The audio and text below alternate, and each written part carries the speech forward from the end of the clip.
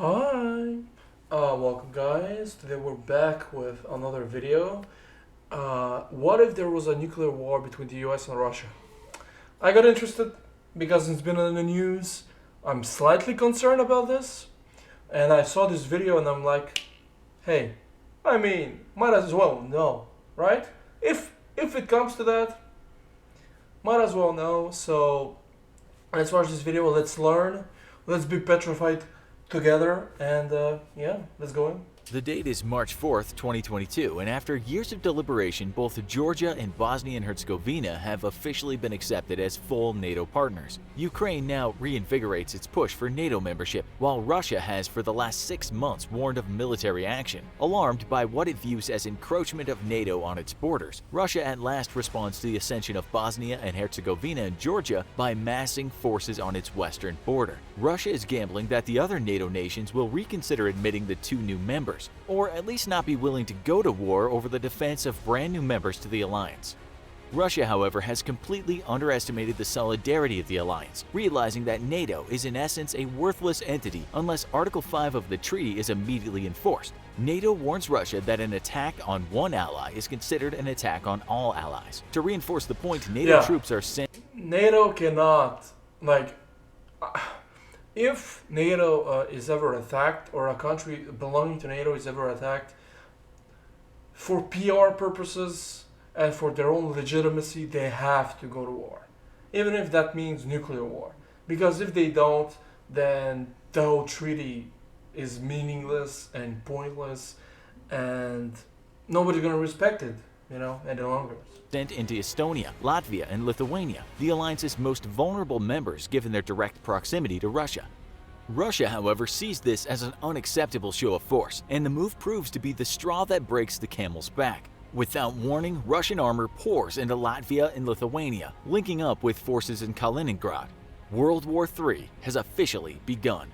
For the first month of fighting, Russian forces push as far west as Poland, but the offensive grinds to a halt as NATO members finish mobilizing and their resistance solidifies. With American troops and equipment making landfall in France and Germany, NATO is now launching vicious counterattacks against Russia's forces in Poland. In the Pacific, the American Navy steams towards Russia's eastern coast, bringing with it a Marine Expeditionary Force meant to open a second front in the war and split Russia's forces. Russia is faced with a losing proposition and decides to gamble. It authorizes a single nuclear strike against Berlin, betting that while European NATO members may retaliate with their limited nuclear arsenals, the Americans won't risk the destruction of their cities to support their European allies.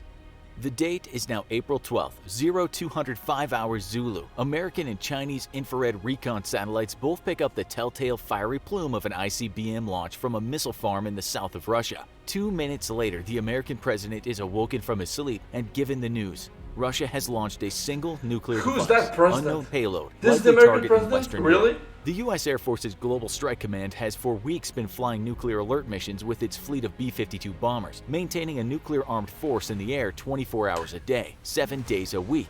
The United States is still with the B-52s. Weren't they invented in 1940? What?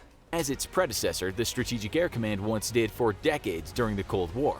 With the detected launch of a Russian nuclear weapon, a priority flash is immediately dispatched to the airborne forces and alert forces on the ground.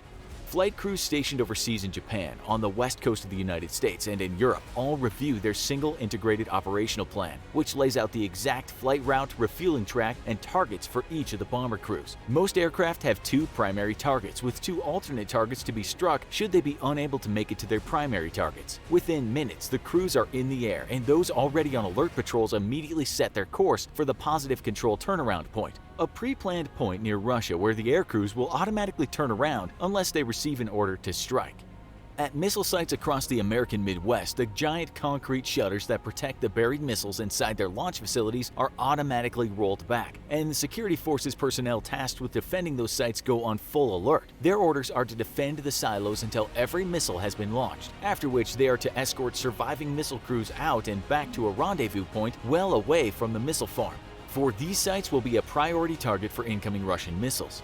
Inside underground bunkers, missile operators rehearse launch procedures, each man responsible for a group of missiles. The entire system only requires 2 out of 4 of the operators to authenticate a launch order, just in case 2 of the men get cold feet about launching a nuclear Armageddon and refuse their orders. Really? Let's make it easier to go to war. Forget go to war. To nuke them? I don't know if you guys heard the story of the Soviet Union was this close to launching an ICBM or a nuclear bomb. I think in the 1960s, 70s, 80s.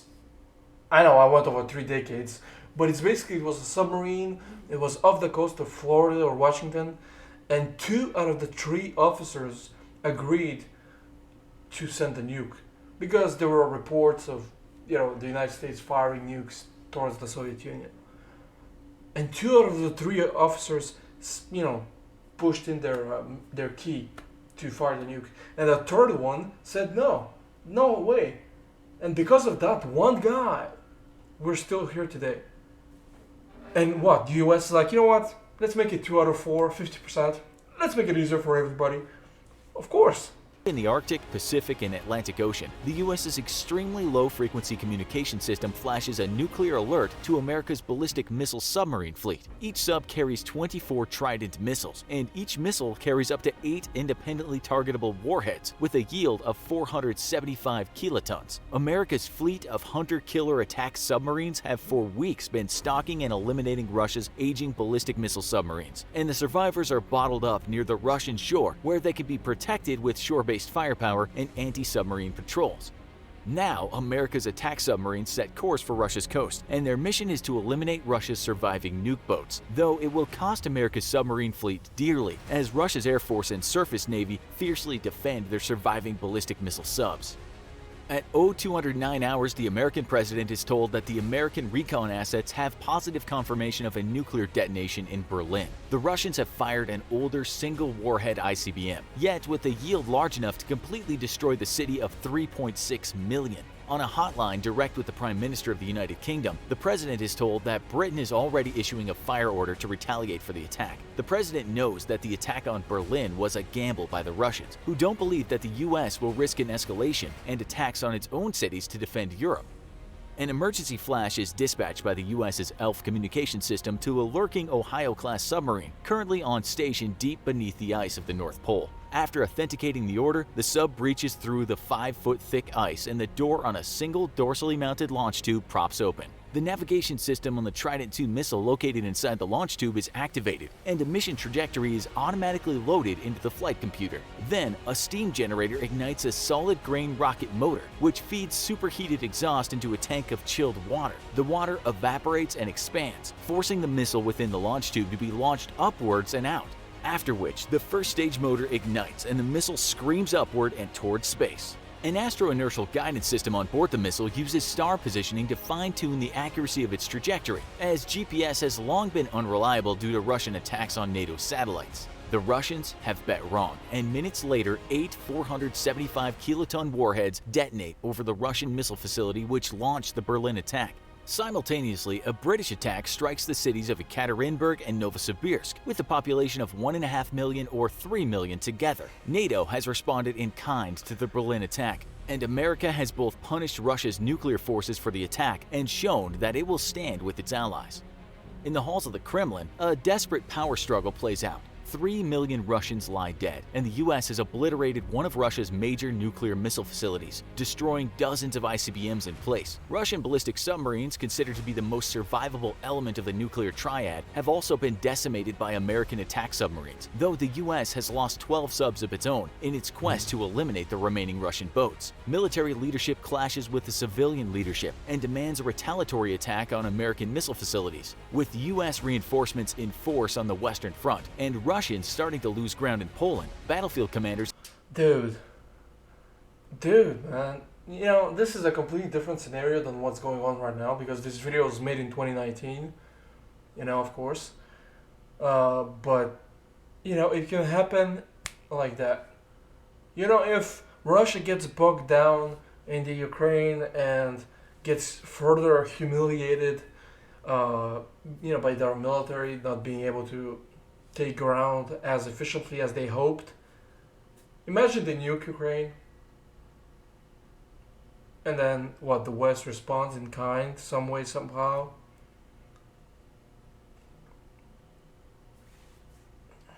Have for the last week been requesting a release on strategic nuclear weapons to use against American infantry and tanks. The fierce debate on the use of tactical weapons is reignited, and when further nuclear attacks are denied, Russian military leadership stages a stunning coup. The Russian president is removed from power, and Russian commanders receive authorization for the use of a dozen tactical weapons against NATO forces in Europe. Within a half hour, NATO troop concentrations in Poland are hammered by low-yield nuclear attacks, killing tens of thousands. American reinforcements fresh from the States and currently massing around the Ramstein military facilities in Germany are hit with 3 tactical devices. The Marine Expeditionary Force in the Pacific, staging out of Japan, is also struck by a single device, as are the 2 naval carrier battle groups supporting the invasion. By 9 a.m., American military forces have suffered more casualties than all wars since World War II combined, and the ability for NATO to push back Russian forces in Poland is eliminated. While Russia has maintained an inventory of low-yield tactical nuclear weapons to counter America's overwhelming conventional firepower advantage, the United States has not kept an active inventory of tactical devices for decades. This leaves the American president with few options for a comparable retaliatory attack. While the yields on America's airborne submarine and ground-launched nuclear devices can be dialed down, there's no way to broadcast that fact to the Russians, and little chance they'd believe it. An attack with traditional ICBM submarine-launched missiles or airborne nuclear cruise missiles will seem to Russia like a full-blown attack and risk escalating the war into a total nuclear confrontation. Yet the president has little choice. Tens of thousands of American service members are dead. U.S. forces in Europe have been badly damaged by the attacks, and both carrier battle groups supporting the Pacific invasion are reporting major losses of ships, aircraft, and personnel. The Marine Invasion Force in Okinawa is combat in— My thoughts on nukes are, it's a double-edged sword. On the one hand, they prohibit war in many ways, or at least they lower the chances of a war or of a third world war going on because of mutually assured destruction. On the other hand, if that boat flips, we're walking a very tight rope, and while at the same time, it has saved us, because by now, if there was no nuclear weapons, the Third World War would have happened by now 10 times over. Since the Second World War, there were so many times where, especially ideologically, the way the world was divided, a Third World War would have happened like that if there was no nukes. Now there are nukes, so you don't want to go to war, because while you may win, you will die as well. So it plays to the human psyche perfectly. But if war happens now, especially between 2 nuclear war powers, we're all fucked. So, as I said, double-edged sword. Ineffective, 4 divisions reporting over 55% casualties each. Resigning himself to a list of terrible options, the president orders a retaliatory attack using ground-based ICBMs. The Air Force's Global Strike Command nuclear bomber fleet is to approach and hold at their failsafe points, ready to proceed to their targets should Russia retaliate again. At Minot Air Force Base in North Dakota, a launch order is authorized by the 2-man Minuteman launch crew, and a single Minuteman III missile roars into the night sky. 60 seconds later, the second stage of the missile ignites, separating from the spent first booster stage. Adjustments using the second stage thrust vector control keeps the missile on its course, and another 60 seconds later, the flight computer separates the second stage and fires the engine on the third and final stage. By now, the missile has reached space, and as the third stage engine burns out, reversed thrust separates the 3 warheads and their penetration aids from the launch vehicle. Some of the penetration aids explode, showering space with millions of pieces of reflective aluminum, which wreak havoc on radar used by missile interceptors, while other aids simulate the real warheads and serve as dummy targets for any Russian interceptors. With no real Russian anti-ballistic missile defense programs, though, the warheads and the dummies all re-enter the Earth's atmosphere completely unharmed. 23 minutes after launch, 3 separate 475-kiloton nuclear explosions rock Eastern Europe. Russian forces in Poland are obliterated by 2 nuclear strikes many times greater in magnitude than those used against NATO forces, while yet another Russian nuclear missile facility is struck by the 3rd warhead. With American weapons targeting their missile fields and systematically eliminating Russia's ability to respond to nuclear attacks, the final order is given for a full-blown nuclear response. American reconnaissance satellites and electronic eavesdropping assets all pick up the telltale signs of preparatory operations for a nuclear launch across Russia's remaining missile farms. The order to attack is mirrored in the US, and launch officers in North Dakota, Wyoming, and Montana receive the order to launch. Simultaneously, American airborne assets receive an emergency flash, which when authenticated authorizes the air crews to proceed to their targets with full nuclear release. American ballistic missile submarines breach through the thick polar ice, or rise to 25 feet below the waves of the Pacific in the North Sea. As Russian missiles clear their silos, it's America's nuclear ballistic missile subs which launch the first wave of retaliatory attacks, almost as fast as Russian ground forces. American submarine-launched missiles target Russia's remaining missile fields in a desperate hope to destroy them before they can finish launch operations. But for the most part, the American strikes fail to stop the launches. Secondary military targets are then struck, with major Russian military bases, supply depots, troop staging areas, and airfields all being obliterated in nuclear fire within 10 minutes of the start of the Russian attack. As Russia's ICBMs climb into the atmosphere, a wave of American ballistic missile defense systems immediately spring into action. Having spent billions on ballistic missile defense since the 1980s, all in a bid to make Reagan's Star Wars concept a reality, America now attacks the incoming missiles with a variety of tools. Airborne laser systems in Europe and flying in the Pacific managed to strike at a handful of ICBMs during their vulnerable ascent stage, superheating the missile body from hundreds of miles away with a powerful aircraft-mounted laser system. As the missiles climb into space, ballistic missile defense sites across the west coast of the United States launch their ground-based interceptors. Using a powerful radar, the interceptors scream toward the incoming missiles in a bid to destroy them through kinetic impact before they can re-enter the atmosphere. The Russian missiles, however, immediately disperse their own penetration aids, and a shower of billions of pieces of aluminum chaff wreaks hell on American interceptor radar. The interceptors switch to their visual interception systems, and advanced computer programs frantically scramble to identify the incoming warheads visually, ignoring the clouds of chaff. Half of the interceptors miss their targets. The other half manage to strike, yet of the successful intercepts, a full third are of dummy warheads. To make matters worse, the US only has an inventory of about 60 interceptors ready to fire, and are completely overwhelmed by an incoming horde of hundreds of independently targeted warheads. 24 minutes after launch, the West Coast is the first hit. 1 megaton strikes against Los Angeles, Seattle, Portland, and others obliterate the most populated cities on the American West Coast. A follow-on 450 kiloton strike destroys the Los Angeles harbor area, along with tens of thousands of homes and the naval base at San Diego. Edwards Air Force Base in the California desert is struck by 2 450 kiloton strikes, as is Vandenberg Air Force Base. 3 minutes later, nuclear impacts strike the American Midwest. North American Aerospace Defense Command at Peterson Air Force Base is incinerated by a megaton blast, and the Cheyenne Mountain Complex is struck by 2 ground penetration munitions, though the blasts managed to do little damage to the deeply buried facility. Strikes continue to roll eastwards, and a saturation of 300 kiloton strikes decimates the American Farm Belt. These munitions are programmed to be ground bursts, resulting in the scattering of millions of tons of highly radioactive dirt across America's most fertile farmland. Another 3 minutes later, and the East Coast is struck by the Russian ICBMs. Washington is obliterated by 2 separate megaton blasts, as is New York City, the financial heart of America. The American president, however, is safe from the nuclear blasts. He has long ago boarded what is nicknamed the Doomsday Plane, an airborne command post from which he can still manage America's remaining military and civilian forces. With satellite and ground communications completely eradicated, a fleet of Air Force planes now makes up a global command and control system, linking up surviving military forces with the president. Soon, his plane will land at an intact airfield, and he'll be helicoptered out to a surviving supercarrier, from which he will continue to command the survivors of America's military and oversee the reconstruction, if any possible, of what... The only person who could benefit from this happening are other superpowers.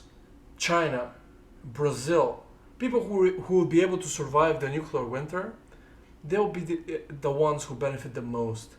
Because if Russia and US go to war, those thoughts, have been floated over the past few days by journalists and by senators in the US, and they talk about it in such a cavalier manner, as if, well, let's go to war. I mean, they won't respond with nuclear weapons.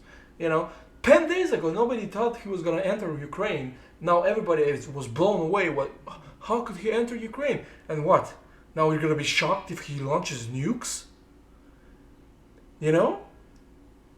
This people, the way they speak, journalists especially, and I don't want to single-handedly just focus on journalists, but I've heard and I've read some of them, and the way they speak as if it's just nuclear weapons. Man, relax. Like, hello? Is there someone on board? Like, what the hell? So, yeah, guys, tell me, guys, what you think. Do you think we're going towards nuclear war? Possibly. Maybe. I hope not. You know? It could be very, very scary and weird. You know? Within the span of 3 weeks, we go from, oh yeah, we have Winter Olympics going on. It's fun. Someone cheated. Oh no. To what? We're going nuclear now? So yeah, guys, tell me in the comments what you guys think. Do you like the video? If you did, like my reaction, all that, leave a like, subscribe, and I'll see you guys next time. Let's hope, you know,